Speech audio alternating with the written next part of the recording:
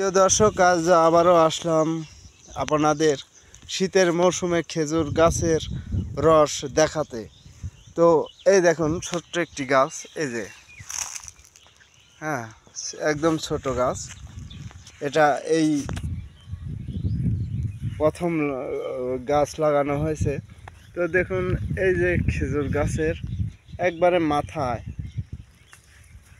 মানে মাথার এক হাত কাটও নেই, এক হাত কাট নেই। তো এই যে দেখতে পাচ্ছেন কত সুন্দর করে বাটাল দিয়ে অথবা হাসি, ধারালো হাসি দিয়ে। তো আমাদের এখানে এটা বাটাল দিয়েই কাটা।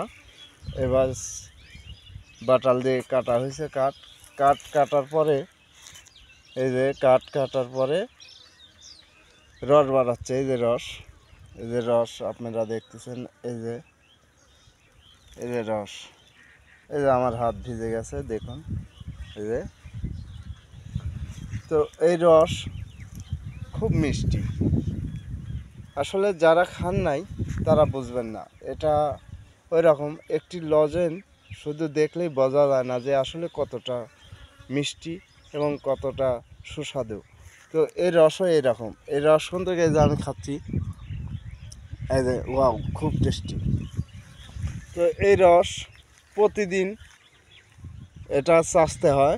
তারপরে এখানে চাষার পরে এখানে নাড়ি থাকে অথবা হাঁড়ি, যে নামেই বলেন, আমার এখানে নাড়ি বলা হয়।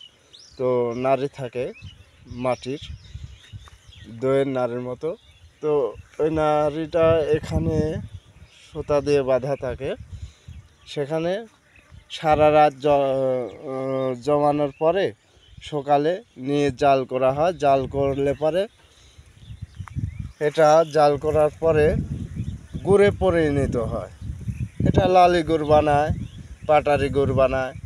তো অনেকেই আপনারা খাইছেন কিন্তু জানেন না যে আসলে পাটারি খাজুরের গুড় কোথায় থেকে আসে। তো এইভাবেই আর কি গুড়টা বানানো হয়। এই যে রসটা জাল দিলে পরে এই যে দেখতে পাচ্ছেন, এই রসটা যখন পানি দিয়ে জাল করা হয়, সেখন এই রসটা আস্তে আস্তে আস্তে আস্তে গুড়ে পরিণত হয়। খেজুরের গুড় খুব সুস্বাদু। তো এখন এই গাছে বাধা আসে নাই, কিছুদিনের মধ্যে এই বাধা এসে যাবে। তো প্রিয় দর্শক, আপনারা যদি দেখতে চান অবশ্যই গুড় কেমন করে বানায় আমি আপনাদের মাঝে সেটা তুলে ধরব।